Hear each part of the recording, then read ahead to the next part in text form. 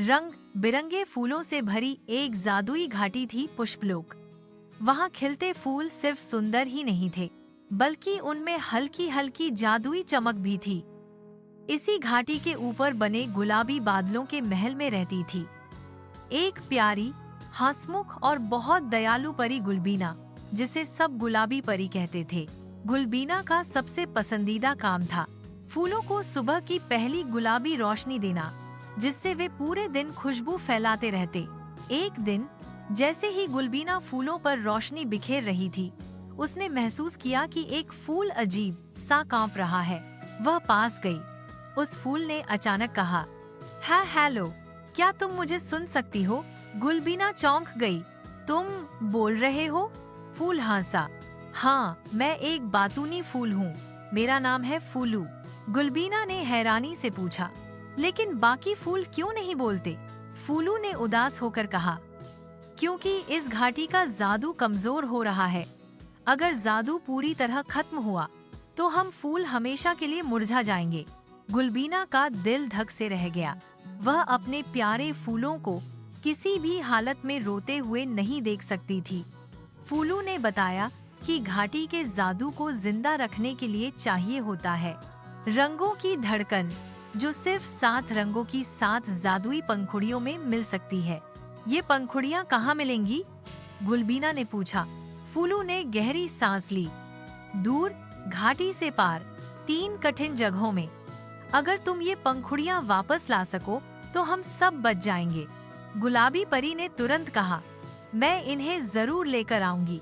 फूलू ने हंसकर कहा, तो तैयार हो जाओ, रोमांच शुरू होने वाला है। गुलबीना उड़ते हुए एक काले जंगल में पहुंची।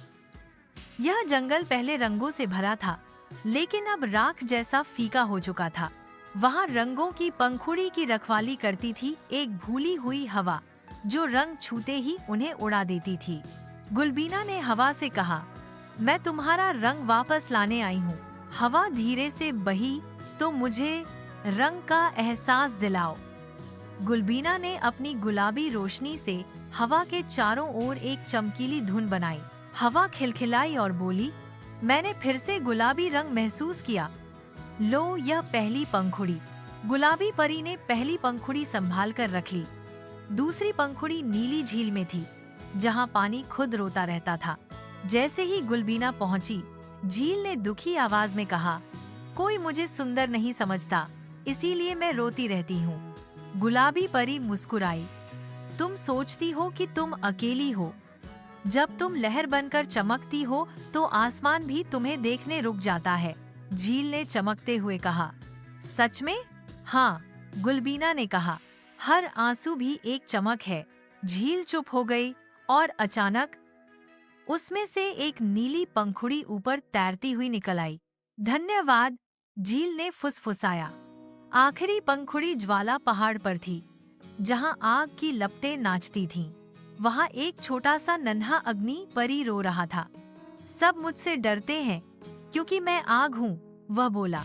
गुलबीना ने कहा, नहीं, तुम रोशनी हो। बिना रोशनी के कोई कुछ नहीं देख सकता। अग्नि परी ने पहली बार अपने आंसू पोंछे। तो मैं बुरा नहीं हूँ? बिल्कुल नहीं, गुलाबी परी ने कहा, तुम गर्माहट हो। अग्नि परी मुस्कुराया और उसने तीसरी ज्वाला पंखुड़ी दे दी। गुलबीना तीनों पंखुड़ियां लेकर फूलू के पास वापस आई। फूलू ने कहा, अब इन्हें एक साथ रखो। जैसे ही गुलाबी परी ने पंखुड़ियां जोड़कर अपनी रोशनी फैलाई, पूरी घाटी सुनहरे प्रकाश में नहा गई। फूल खिल उठे, पक्षी गाने लगे और फूलू खुशी से नाच उठा। हम बच गए, सारे फूलों ने एक साथ कहा, गुलाबी परी की जय। गुलबीना शर्मा गई और बोली, जादू तभी पूरा होता है जब दिल में दया हो। उस दिन से पुष्पलोक पहले से ज्यादा रंगीन और खुशहाल हो गया। और फूलू, वह पूरे दिन बातें करता रहता, पर अब उसकी हर बात में खुशी छिपी होती थी। मॉरल ऑफ द स्टोरी, दया और हिम्मत से बड़ा कोई जादू नहीं होता। कहानी हमें सिखाती है कि दूसरों की मदद करना सबसे सुंदर काम है। हर व्यक्ति या चीज की अपनी खास खूबसूरती होती है, बस उसे समझने वाला दिल चाहिए। डर या मुश्किल कितना भी बड़ा क्यों ना हो, प्यार और समझदारी से उसे जीत सकते हैं। और असली जादू हमारे अंदर की भलाई में छिपा होता है। अगर आपको यह कहानी पसंद आए तो हमारे चैनल को सब्सक्राइब करें, वीडियो को लाइक करें और दोस्तों के साथ शेयर करें। बच्चों के लिए और भी मजेदार और रोमांचक कहानियाँ देखने के लिए चैनल पर बने रहें।